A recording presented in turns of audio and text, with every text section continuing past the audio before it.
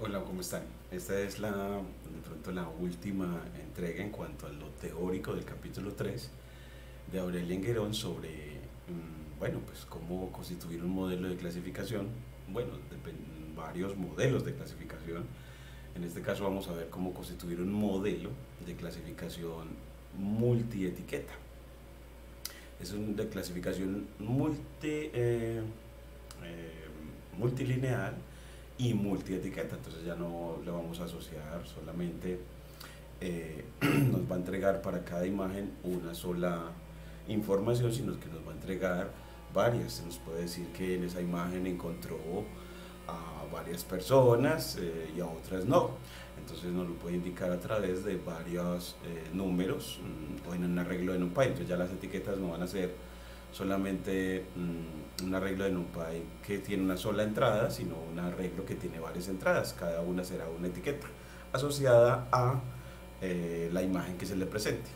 Entonces aquí nos va a mostrar lo que en realidad vamos a ver es efectivamente multilabel classification, es decir, clasificación multinivel de la mano de Aurelien Enguerón, la última parte de su teórica de su libro del tercer capítulo, de su libro de Manos a la obra del Machine Learning. Hasta ahora, cada instancia, cada imagen, siempre se le ha asignado una sola clase, una sola clase. En algunos casos es posible que desee que su clasificador genere múltiples clases para cada instancia. Entonces, considere un clasificador de reconocimiento facial. ¿Qué debería hacer si reconoce a varias personas en la misma imagen? Pues debe adjuntar una etiqueta por persona que reconozca. Digamos que que el clasificador ha sido entrenado para reconocer a tres caras, la de Alice, Bob y Charlie. Pues entonces luego cuando el clasificador se le muestre una imagen de Alice y Charlie, deberá generar 101, queriendo decir Alice está en la imagen, Bob no y Charlie sí. Es así, tenemos una salida que es una de multietiqueta. Cada una de ellas es una etiqueta, una clase, es decir, que la imagen estará diciendo que Alice está presente cuando tenga un 0 y no está presente cuando tenga un 1. Y así tendremos la primera clase, la clase Alice, luego la clase Charlie, luego la clase Bob y luego la clase Charlie. Entonces tendremos, por eso lo llamamos clasificación multietiqueta, porque ya cada instancia puede asignársele varias clases, en este caso 3 para el ejemplo. Un sistema de clasificación de este tipo que genera múltiples etiquetas binarias se denomina sistema de clasificación de múltiples etiquetas. Todavía no entraremos en el reconocimiento facial, pero veamos un ejemplo más simple, solo con fines ilustrativos. Entonces aquí nos muestra el código, lo vamos a leer, nos dice, bueno, yo empecé a ponerle el que uno importa en NumPy para hacer conversión de tipos, desquilar el dataset del módulo datasets, pues la función fetchOpenML que me permite obtener datos del lugar OpenML que nos provee datos públicos. Y así, con el nombre de Menis, bajo los datos con la función fetchOpenML, pero ¿cuáles datos? Los datos llamados o con nombre MNIS784, versión 1, pero que me los entregue como arreglos de NumPy y no como DataFrame, es decir, con el parámetro asFrame con valor false. Después tomamos las imágenes y lo agrupamos en un arreglo de nombre X y las etiquetas en un arreglo de nombre Y, utilizando la clave data para las imágenes y la clave target para las etiquetas. Y así ya tendremos imágenes y etiquetas. Luego hacemos conversión de tipos. Aquí le ponemos, bueno, veis que ahí lo que hacemos es conversión de tipos. Vamos a convertir los tipo cadena o tipo ISTR, lo vamos a convertir a tipo INT o integer, porque pues, es una forma, un estilo en que Enguerón quiere constituir el modelo, convirtiendo las etiquetas que estaban como cadenas de caracteres a datos numéricos tipo INT, computacionalmente como tipo INT. Pero no tiene que ser así. Enguerón en su cuaderno en el que actualiza en GitHub, el cuaderno asociado a su tercer capítulo, ya nos muestra que efectivamente no tenemos que hacer la conversión de tipos. Igual podemos constituir el modelo, lo que nos muestra que los algoritmos de Machine Learning, pues si bien los predictores deben de convertirse siempre a números, las etiquetas no necesariamente tienen que ser así, y de todas maneras el modelo va a funcionar muy bien.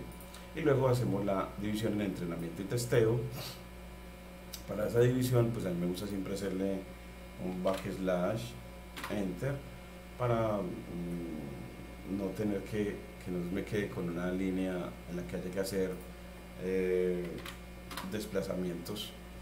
Y así, bueno, pues dividimos el entrenamiento y testeo como hemos hecho ya, de tomar las primeras 60.000 imágenes para imágenes de entrenamiento y las restantes 10.000 para probar el modelo o ensayar que también generaliza o que también predice. Y las etiquetas de entrenamiento y testeo de la misma manera. Las primeras 60.000 para entrenamiento y las restantes 10.000 para testeo. Entonces aquí ya corremos ese, eso siempre tarda casi un minuto en hacer todo eso, y uno puede verificar que efectivamente las etiquetas quedaron tipo INT cuando corre y vea que efectivamente, por ejemplo, la primera etiqueta, es decir, la asociada a Y de 0, pues es una etiqueta que no viene delimitada entre comillas simples, lo que nos indica que efectivamente las etiquetas sí se les hizo la conversión de tipo de manera correcta y ya son de tipo INT.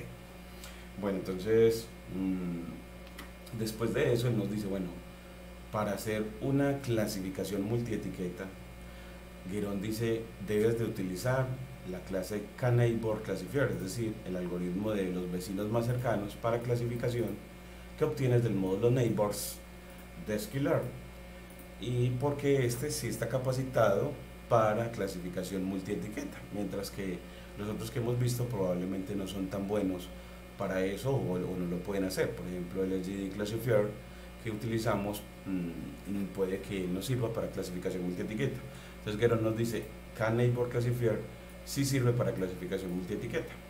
Y ahora luego él nos dice, bueno, vamos a crear unas etiquetas, una etiqueta para decir si una imagen dada pertenece a la clase de los números grandes, es decir, de los números mayores o igual a 7, y otra clase para decir si el número es impar o no. Entonces por eso lo comparamos con el 1. Entonces tomamos el arreglo en NumPy, lo comparamos con el 2 igual a 1 para decir si el residuo de la división por 2, ver el residuo de la división, y cuando sea 1 está diciéndonos que es impar. Entonces así él va a preguntar con esta clase es si la imagen que le pasen pertenece a la clase es impar. Entonces se dirá true si efectivamente sí lo es, y dirá false si no lo es. Entonces la clase positiva en este caso va a ser impar. Y aquí nos va a ver si el número es grande o no. Entonces si la imagen dada es un número grande, recuerden que en este aprendizaje lo que nos importa, un número grande, es en primera instancia leer el código gracias a la legibilidad de R y de Python, en este caso Python, para la constitución del modelo. O sea, uno puede entender fácilmente que este código mágico va a medir el tiempo que se tarde en hacer esta tarea. Aquí estamos tomando la clase K-Neighbor Classifier para luego instanciarla y así ya tener un clasificador que lo ponemos a entrenar con las imágenes de entrenamiento, y unimos estos dos arreglos de NumPy de booleanos en un arreglo multietiqueta o multilabel, utilizando de NumPy la función np.c-, que entre corchetes le entregas los arreglos de NumPy que quieres concatenar de tal manera que quede un vector columna al lado del otro, les constituyan una matriz de dos columnas, en este caso por 60.000 etiquetas, 60.000 filas. Bueno, entonces ya así esto nos va a entrenar el modelo. Aquí nos muestra que efectivamente se demora 46 milisegundos, o sea que lo hace demasiado rápido. En este caso se demoró 125 milisegundos, se demoró casi el triple, de pronto porque estamos en la llamada o en la grabación. de este modelo, y aquí ya nos indica que efectivamente el modelo ya entrenó, es decir, ya hemos constituido un modelo de clasificación multietiqueta. Ahora lo que nos resta es miremos a ver qué tan bien se desempeña, pongámoslo a trabajar. Entonces, bueno, pues miremos que este código crea una matriz YMultiLabel que contiene dos etiquetas objetivo para cada imagen de un dígito. Pues la primera indica si el dígito es grande o no, es decir, si el dígito es 7, 8 o 9, y la segunda indica si es impar o no. Las siguientes líneas crean una instancia KNeighborClassifier que admite clasificación multietiqueta, aunque no todos los clasificadores lo hacen, y la entrenamos usando la matriz de objetivos múltiples. Ahora puede hacer una predicción y notar que genera dos etiquetas. Miremos que sí. Entonces yo le doy, por ejemplo, de los datos de testeo, por ejemplo, la segunda instancia, la segunda. Entonces, si lo corro, él me dice, bueno, esa segunda instancia está diciendo, el número no es grande, no es grande, y el número sí es impar. Y no, bueno, ¿y cómo lo corroboramos nosotros? Volvamos al cuaderno y vemos a ver si XTEST efectivamente sí, esas etiquetas corresponden a la verdad. Entonces le decimos, bueno, pues import matplotlib .pyplot as plt, y así ya le dices, bueno, plt.imshow, la función que nos permite trazar imágenes, y le damos la imagen XTEST, las de testeo que él no ha visto, para hacer una predicción limpia. Las de XTEST le voy a decir la indexada con el 2, o sea, la tercera, pero recuerde que para mostrarla con hinchos la tenemos que redimensionar con reshape, con notación de punto, y le dices que quede 28 por 28, es decir, un arreglo cuadrado, una matriz cuadrada, con binary, con cmap binary, en binary, para que él no lo trace en blanco y negro, binary. Y así ya nos grafica, y miren que nos muestra que es un 1, que no es un número grande, por eso nos puso la primera etiqueta como false, y es un número impar, por eso nos dijo true en la segunda etiqueta, porque efectivamente pertenece a la clase positiva, es impar. Entonces uno ve que efectivamente lo hizo bien, al menos en una instancia, con una predicción pura. Ya lo que resta sería es ver su desempeño, y Gero nos dice, bueno, y para ver el desempeño en una clasificación multietiqueta, pues qué medida de desempeño utilizar, y él nos recomienda lo siguiente, nos recomienda el puntaje F1.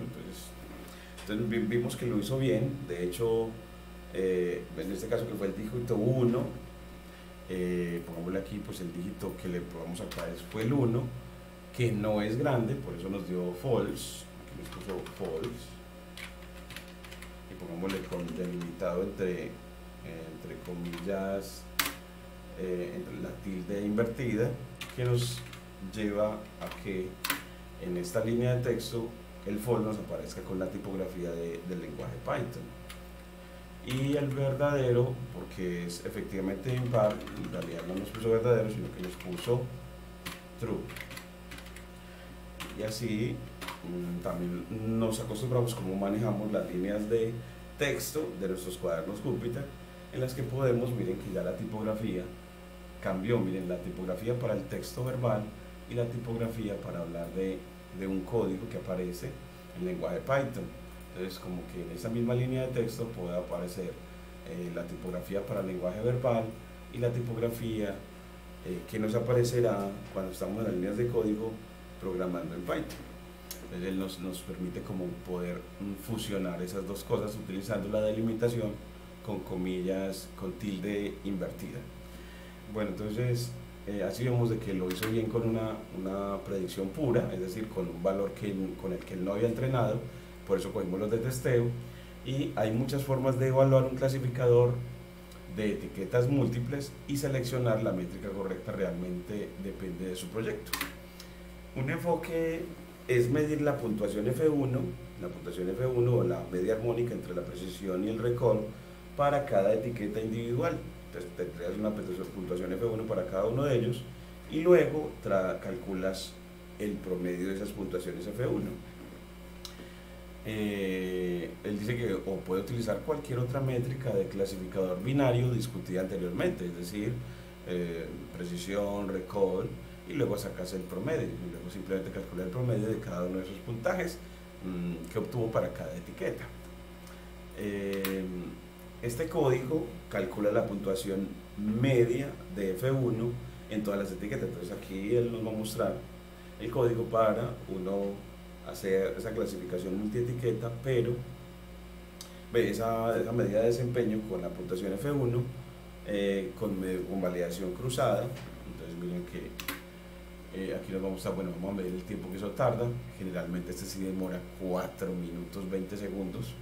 Cuando se los preparé, tomamos de model selection a crossval predict porque necesitamos las predicciones, y luego con las predicciones comparar las predicciones con las etiquetas reales. Entonces calculas con F1, la función F1 score, los datos reales con las predicciones de nuestro modelo K-Neighbor Classifier. Pero para poder que él calcule la media de todos los puntajes F1 para cada etiqueta, utilizas el parámetro average de promedio en macro, o sea, para todos. Y así él nos calcula el puntaje F1 para cada etiqueta y luego el promedio de esos puntajes, y lo que nos va a entregar al final es un punto 97, es decir, un desempeño con puntuación F1 del 97%, casi el 98%, si lo redondeamos a 0 cifras decimales. Entonces eso nos quedaría un desempeño que es bastante bueno en este clasificador. Entonces miren que la forma de hacerlo es, hombre, vas a tomar de model selection a crossval predict para hacer el vector de predicciones, JTrain KNN pred, lo puedes llamar como quieras. Recuerda que siempre que vas a utilizar crossval predict le das el modelo o función clasificadora, otra vez los datos de entrenamiento y las etiquetas, las multietiquetas, y aquí yo le voy a hacer cambio de línea y le dices cuántas hojas de validación, es decir, a ese conjunto de entrenamiento en cuántas subdivisiones vas a hacer, porque recuerda que la validación cruzada es un proceso en el que entrenamos el modelo en el conjunto de entrenamiento para predecir, tratar de predecir su poder de generalización, es decir, cómo se va a desempeñar en datos nuevos, de tal manera que si aquí nos aparece el 97% y que ese 97% de desempeño con puntuación F1, con esta métrica de desempeño, nos dio 97%, en los datos de entrenamiento esperamos que en los datos de testeo el desempeño sea el mismo, y podemos hacer esa práctica ya para que siempre enfatizar en eso que siempre nos causa mucha dificultad, en que la validación cruzada es en el conjunto de entrenamiento y es para predecir o aproximarnos a lo que va a pasar en nuevos datos, pero datos que sean de la misma estructura de los datos de entrenamiento, que tengan la misma estructura pero sean datos nuevos. Entonces miremos, corramos y le esperamos esos 4 minutos mientras hacemos la práctica. Entonces mientras él hace eso,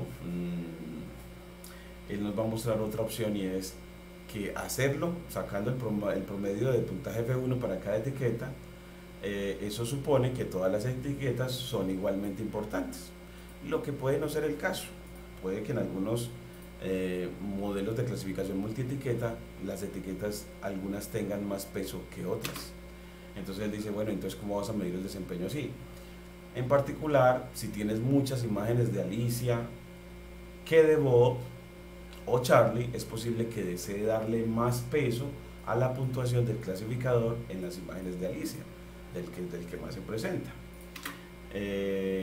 Una opción simple es dar a cada etiqueta un peso igual a su soporte, es decir, al número de instancias con esa etiqueta de destino. Es así, el que tengamos le va a dar más peso a las etiquetas que estén asociadas a instancias más numerosas.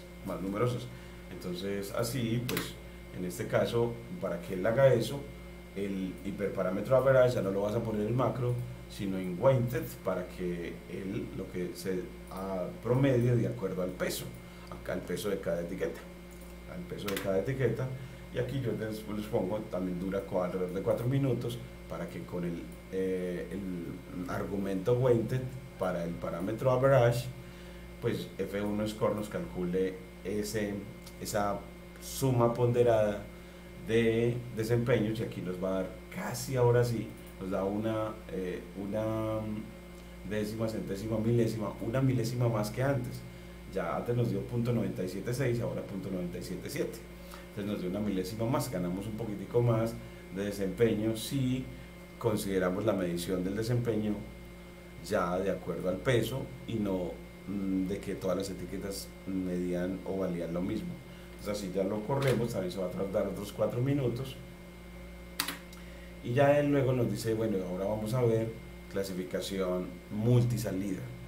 Entonces yo voy a hacer la práctica mientras él corre, la práctica de lo que ya vimos acá. Recuerden que en esta didáctica lo que estamos mostrando es, primero te muestro las ideas, como nos lo muestra Guerón, y luego le damos manos a obra al código para ver que enfrentarnos a lo que probablemente nos vaya a pasar, a los errores de sintaxis, a los errores de nombres, a los múltiples errores, y cómo gestionarlos y resolverlos en cada caso. Entonces, para la clasificación multietiqueta vamos a importar import numpy as np, y vamos a de from sklearn.datasets, vamos a importar la función que me permite obtener de la red los datos de las imágenes con sus etiquetas, el dataset. Entonces vamos a obtener la función fetch de solicitar openml, o sea, solicite de ese lugar, y luego pues con nombre de MNIST yo voy a llamar a la función fetch openml y a ella le voy a decir cuál es el nombre del dataset. Le ponemos con el parámetro name. El nombre del dataset se llama MNIST 784. Recuerden que es 784 porque tiene 784 píxeles, y 784 es el cuadrado de 28. Por eso, después de las imágenes las redimensionamos. Vienen con los píxeles achorizados, es decir, el vector de cada imagen viene plano para poderlo agrupar en el dataset, pero lo redimensionamos a 28 por 28, y 28 por 28, vuelvo y lo puntualizo, es 784. Le decimos que el dataset que queremos es la versión 1, y que nos los dé en forma de arreglo de NumPy con ashFrame en false, para que nos dé como arreglos de NumPy. Uno los puede tener también como data frames si pone ashFrame en true, por defecto siempre lo va a tener en true, y así obtenemos efectivamente los datos. Recordamos cómo obtener los datos, es una de las labores más también muy importantes. Uno en realidad quiere educar o ayudar a las personas o asistir a las personas en el aprendizaje de la obtención de datos. Esta es una manera de obtener los datos que vienen de un portal o de alguna red que nos provee esos datos gratuitos. Y después de eso, se tarda casi un minuto en hacer eso. Aquí le podemos poner también el porcentaje time para siempre, porcentaje time, pero ya que lo corrimos no nos va a dar ese tiempo, no. Y luego recuerden que nos gusta ver las claves con las que podemos acceder a los datos. Entonces, como los datos como los va a entregar en una estructura parecida a un diccionario, es decir, y a un diccionario, ¿qué quiere decir? Que puedo acceder a los datos a través de claves o palabras. ¿Esas claves cuáles serán? Pues da el nombre del dataset, mnist.keys, le aplicas el método y él te dice, si vean, las claves para que acceda a la información son data, target, frame, categories, feature names, tagger names, descripts, details y URL. Los que vamos a utilizar para las imágenes están a través de la clave data, y las etiquetas están a través de la clave target. Pero generalmente las las etiquetas en aprendizaje supervisado las van a llamar target u objetivo. Es más, si yo digo, bueno, pues quiero las imágenes en un arreglo con nombre X y las etiquetas con un arreglo con nombre Y, ¿cómo tomo las imágenes? Con mnis, dado que la clave me lo dice, punto dar. ¿Y cómo tomo las etiquetas? Pues con mnis, punto target, porque así nos lo dijo ahí. Ya con eso obtuve imágenes y etiquetas y lo hace instantáneamente, lo hace muy rápido. Luego dividimos el entrenamiento y testeo. Entonces necesitamos de las imágenes, unas para entrenamiento y unas para testeo, test, y de las etiquetas, unas para entrenamiento, train, y otras para testeo, test.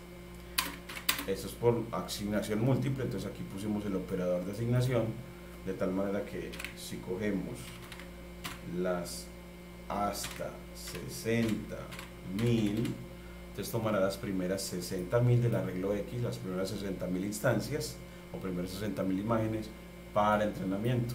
El operador de asignación, el primero de la derecha, a la derecha del operador de asignación, le asignará el primero de la izquierda. Luego separas con coma y ya tomas de las imágenes ya de 60.000, de la imagen 60.000 hasta el final. Entonces con el operador hasta pones los dos puntos después del 60.000 para decirle el restante de los 60.000 en adelante. ¿A dónde los va a asignar? Pues el segundo a la derecha del operador de asignación será asignado al segundo que está a la izquierda de los del arreglo de la izquierda, o el que está a la izquierda del operador de asignación. Y así ya tendremos imágenes para entrenamiento, imágenes para testeo.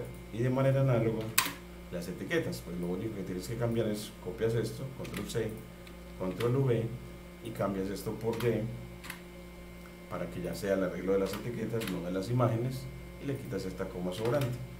Y ya con eso dividiste el entrenamiento y testeo a todas las imágenes.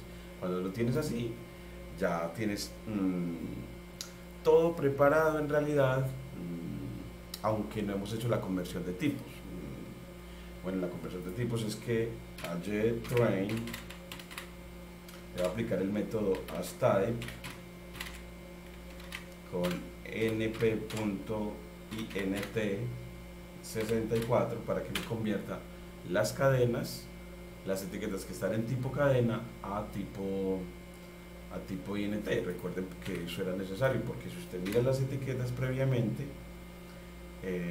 por ejemplo la primera, como nos lo muestra Guerón, la etiqueta te la muestra delimitada entre comillas simples, lo que quiere decir que ese dato es de tipo str. Entonces para el computador no es un número, es simplemente una cadena de caracteres de tipo str. Por eso hacemos conversión de tipos con la función asType para que lo convierta a tipo int.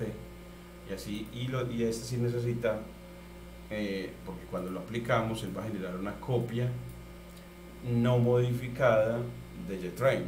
Entonces esa copia la reasignamos a JTrain para que lo que haga es, en realidad, el arreglo que obtenga lo reasigne al vector para poder que ya tengamos las nuevas etiquetas de entrenamiento de tipo INT. Y hacemos lo mismo para las de testeo. Bueno, pues entonces control C, control V, y aquí ya pones ya es testeo, test, y aquí test, y ya con eso lo corrí, ya tenemos las etiquetas organizadas, las de testeo y entrenamiento de tipo INT, y lo puedes comprobar cogiendo por ejemplo JTrain y pidiéndole la primera etiqueta, la que está asignada al índice 0, y ya mira que ya la aparece sin delimitación entre comillas, es decir, ya es un dato no de tipo str sino de tipo int, y lo puedes verificar a través de la función type aplicada sobre esta etiqueta, y te muestra que efectivamente es un arreglo NumPy tipo de números de tipo INT64, de tipo entero. Entonces así ya hicimos la conversión de tipos y podemos constituir el modelo.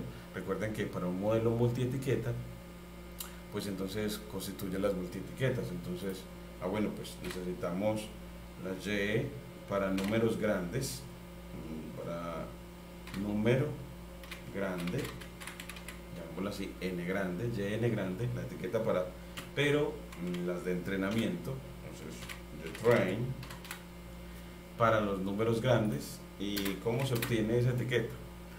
Constituyamos un booleano. Un booleano, pues, a veces el pone como que le pongas paréntesis, pero no lo tienes que poner. Un booleano que lo obtienes de las etiquetas de entrenamiento cuando las comparas con mayor o igual a 7. Entonces así él va a coger este arreglo de entrenamiento y al compararlo con el mayor o igual a 7 va a generar un arreglo de booleanos en donde tendremos true cuando la etiqueta corresponda a un número mayor o igual a 7 y tendremos false cuando la etiqueta corresponda a un número menor estrictamente que 7. Entonces uno puede verificar que efectivamente la etiqueta que acabaste de obtener, si es de booleanos, pidiéndole que la imprima, y mire que te muestra las tres primeras, los tres primeros en false y los tres últimos pues dos false y un true, mostrando entonces que efectivamente el último sí es un número grande en el arreglo de entrenamiento. Y ahora generemos la otra etiqueta. Ya tenemos la etiqueta de entrenamiento para números grandes. Ahora la etiqueta de entrenamiento para números, aunque eso también lo deberíamos de hacer de manera análoga para los de testeo. Entonces control C, control V y ya le cambio simplemente el nombre con esta metodología de apellido, porque así ya le cambias a test, train por test, y así ya él trabajará con los de testeo y generará lo mismo pero con los datos de testeo. Y aquí pues de pronto ya no vamos a verificar el de testeo que generó un booleano. Recuerden que siempre los comparadores lógicos de Python lo que van a obtener es un arreglos de booleanos cuando se aplican a arreglos de NumPy.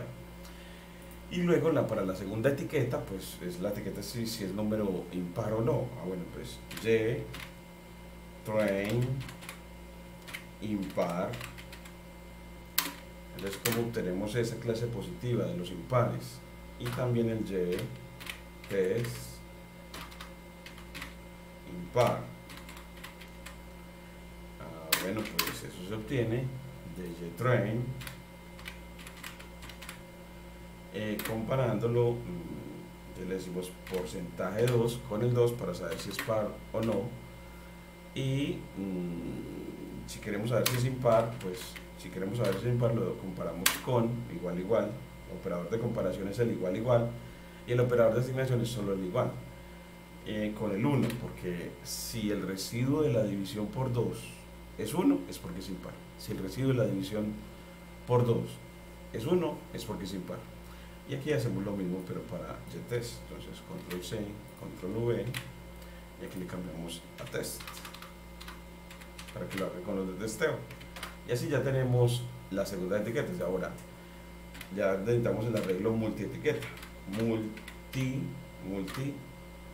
etiqueta, multilabel. Bueno, ¿y cómo se obtiene? Con np. Es decir, vamos a utilizar la librería NumPy para concatenar vectores columna. np.c guión-bajo, pero c minúscula, c guión-bajo, y entre corchetes ponen los dos arreglos. Tomas la etiqueta para números grandes, control C, la pones acá, y coma la etiqueta para números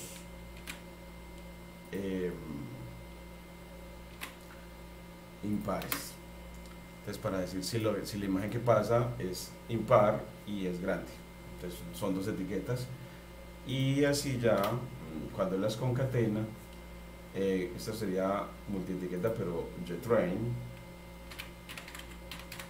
y lo mismo hacemos. Este manejo de apellidos te ayuda mucho a guiarte en la constitución de modelos. Y luego hacemos lo mismo con las de testeo. Entonces así vamos a obtener unas etiquetas pero ya se van a llamar de testeo, test, y ya todo train se cambia por test. Miren que es muy importante que uno le haga esta experimentación de darle manos a la obra del Machine Learning para coger la habilidad de codificar. Y también esta propuesta la queremos implementar o promover a través del Livebot, porque nos parece que jugando uno puede adquirir esa cultura de codificación, la cultura de codificar. Entonces, si ya tenemos las etiquetas, las multietiquetas, y tenemos ya las imágenes de entrenamiento, podemos constituir el modelo. Entonces tomemos, ¿qué modelo? Pues él nos dice que de Skiller, del módulo neighbors,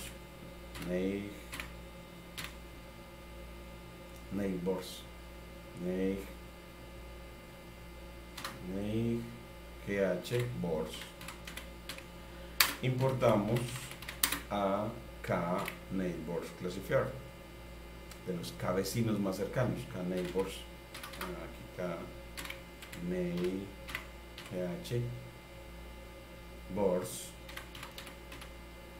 classifier. Y ya con eso nos lo trajo, lo escribimos bien. Entonces recordemos que es NIGHBORS,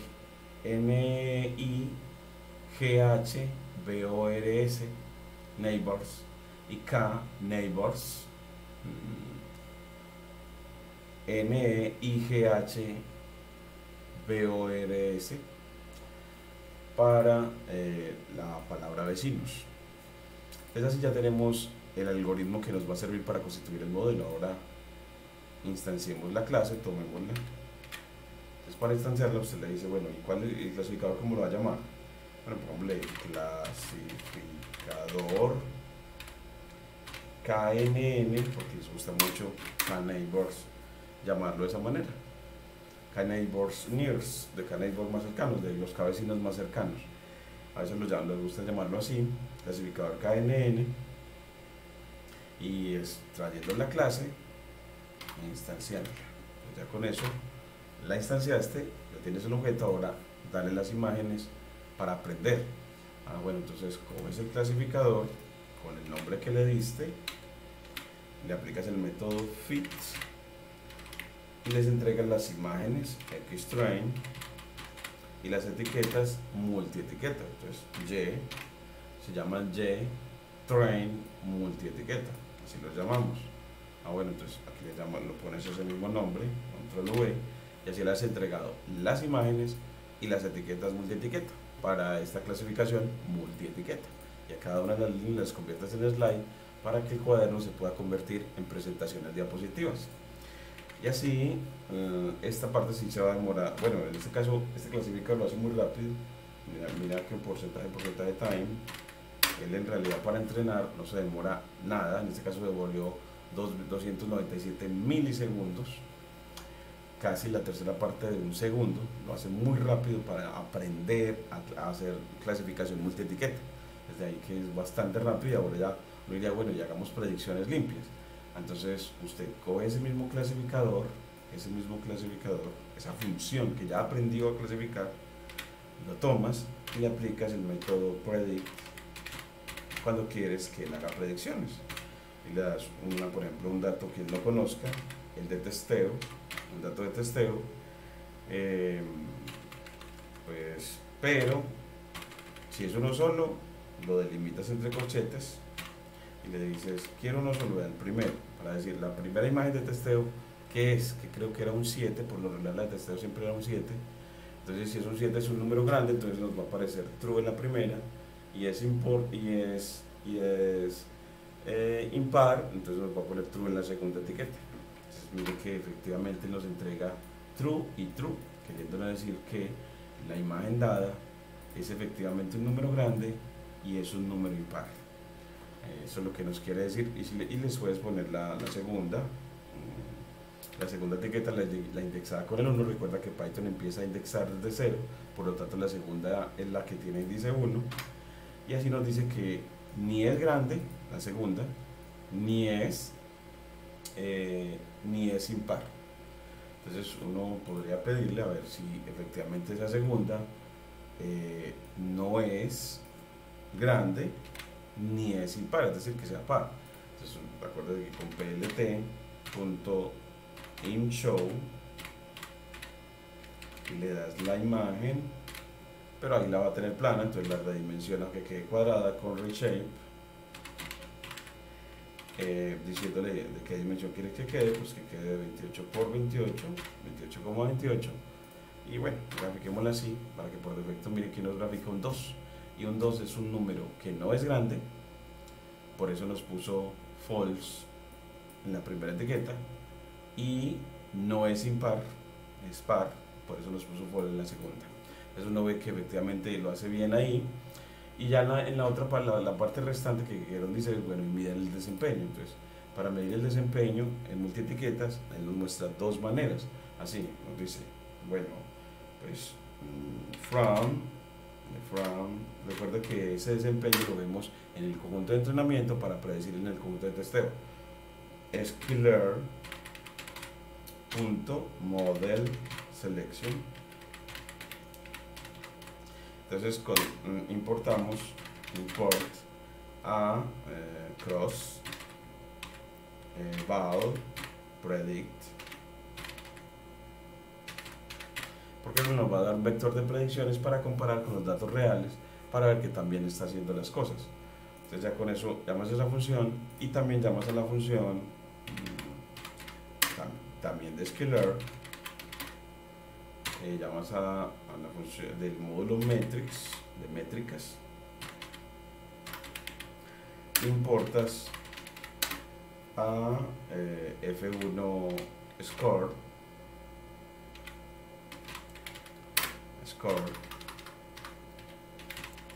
y así tendremos entonces con quién hago el vector de predicciones para entregárselo, y que F1 Score lo compare las predicciones con los datos reales y vea a ver que también se desempeñó en cuanto a la métrica F1, que es la media armónica entre la precisión y el recall. Entonces aquí, bueno, pues le llamas, este es el que se demora un ratico, porcentaje time, y le dices que llamas a la función crossValPredict para hallar un vector de entrenamiento, pero de multietiqueta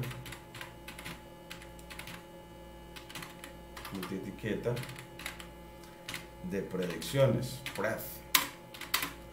Y bueno, pues llamas a la función. ¿Cómo le evalúas? Recuerda que le tienes que dar el modelo se llama clasificador KNN, le das los datos xtrain y les das las etiquetas de train, multietiqueta,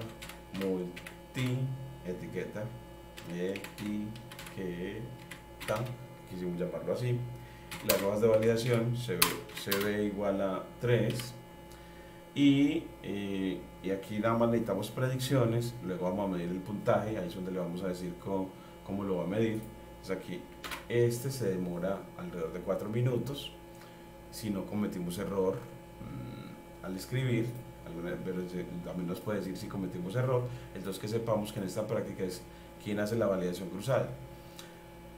Y luego que le tengamos, ya llamamos a la función F1 score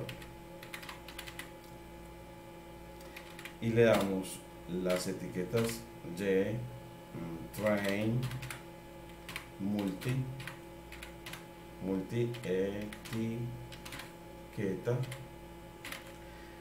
Estos son los datos reales, las etiquetas reales, y las compare con las train, multi etiqueta,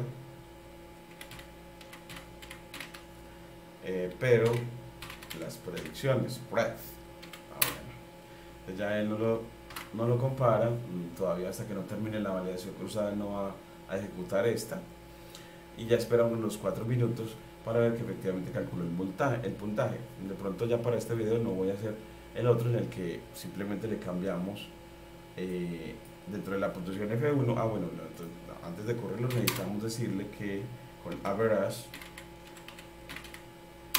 en macro, para que nos calcule el puntaje F1 para cada etiqueta y luego saque el promedio de esos puntajes, macro. Pues cuando uno no lee, como no lo dije antes de correrlo, él va a utilizar para ese cálculo del puntaje F1 en esta clasificación multietiqueta, va a tomar el que sea por defecto. Entonces uno puede buscar en la documentación y bueno, para clasificación multietiqueta, F1 score, cómo va, qué parámetros tiene. Entonces F1 score, le vamos a buscar su documentación en Machine Learning y él nos trae, devolvámonos acá para que nos diga en Machine Learning F1 score en Machine Learning, pongámosle aquí F1 score, pongámosle aquí F1 score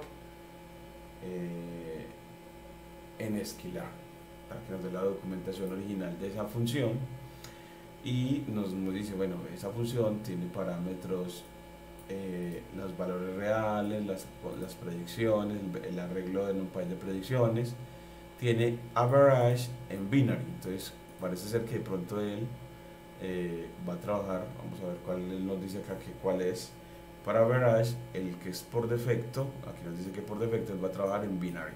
Entonces así nos los va a trabajar, ese va a ser el por defecto. Nosotros queríamos macro para que hiciera el promedio de todos, pero él lo va a hacer con binary. Entonces con binary él va a decir, bueno, pues este parámetro requerido para objetivos multiclase, si está en none, él tomará puntajes para cada clase y retornará, en este caso, como un promedio de desempeño de los datos.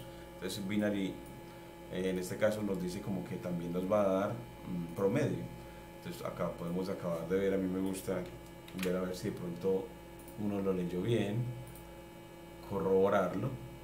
Entonces acá pues lo corroboramos a ver qué tal lo hizo y decimos, bueno, este parámetro es obligatorio para destinos o objetivos multiclase o multietiqueta, y si pones none devuelve las puntuaciones de cada clase. De lo contrario, esto determina un tipo de promedio realizado en todos los datos. De lo contrario, eso determina el tipo de promedio realizado. Entonces nos va a dar la puntuación F1 de cada clase. Entonces nos va a dar dos, en este caso por defecto nos va a dar con binary en realidad el puntaje por clase. Y vamos a ver si eso fue lo que pasó. Entonces aquí nos dice que hubo errores. Entonces, bueno, gestionemos los errores en esta práctica. Entonces error de valor, que debe decirle si micro, macro, weighted o samples, pero le debe decir algo o none. Entonces que nunca le puedes dejar eso sin decírselo. Entonces average le debes de decir, por ejemplo, macro. Entonces corrámoslo de nuevo y ahora sí nos da el 97.6 como le había dado a Guerón. Entonces miren que darle manos a la obra nos permite gestionar los posibles errores con los que puedas ver enfrentado, que es lo más usual que va a pasar en la constitución de modelos. Y aquí ves, bueno, este parámetro average tiene siempre que aparecer o con none, o con macro, o con micro, o con binary, o con weighted, pero tienes que decirle de qué manera va a, en clasificación multietiqueta, a hacer con las puntuaciones, qué va a hacer con las puntuaciones F1 de cada una de las etiquetas, si las va a promediar, si las va a hacer una suma ponderada de acuerdo al número de etiquetas que estén asociadas a esa clase. Bueno, de las múltiples maneras. Si él nos dice que, y si fuera con weighted,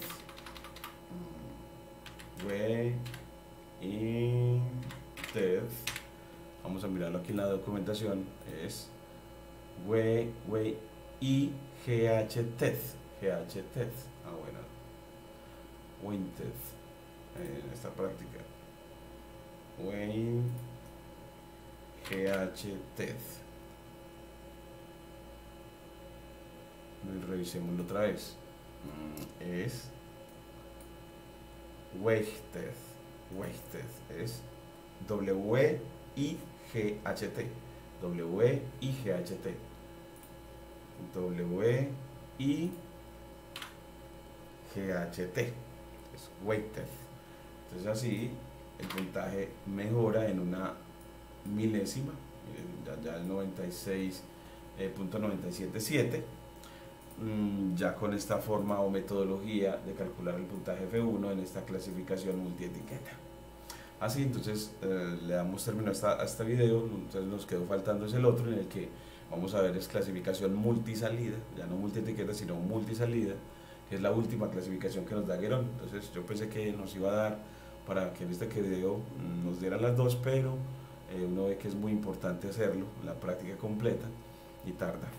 Les agradezco mucho, les invito a que se suscriban a mi canal para seguir toda la lectura del libro de Guerón a través de listas de reproducción que te acompañen en esa práctica de lectura y de darle manos a la obra al código para naturalizar y aprender a gestionar los posibles errores al codificar, al llevar esto a manos a la obra a través de cuadernos Júpiter, por ejemplo, como los que yo utilizo, los cuadernos Júpiter bajados desde Anaconda. Muchas gracias, y no olvide pues darnos su like o dislike, que nos diga si estamos haciendo las cosas bien o no, para seguir mejorando en esta didáctica, que en realidad es un grupo investigativo muy grande, pensando la didáctica de la ciencia de datos para el Bajo Cauca, la Universidad de Antioquia y todo aquel que lo requiera. Muchas gracias.